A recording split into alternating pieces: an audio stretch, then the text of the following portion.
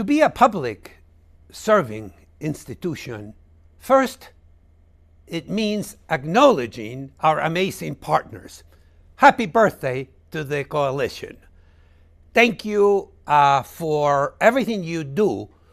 To paraphrase Voltaire, if we didn't have the coalition, we would need to invent it. So first, congratulations. Second, public urban serving universities, certainly for us here in the iconic city of Boston, the city of firsts, the city that has so much in terms of the general ecology of higher education, the public here in Boston occupies a unique niche. We are of the city and for the city. We live in a Hegelian dialectic with the city, where we inform the city and the city informs us.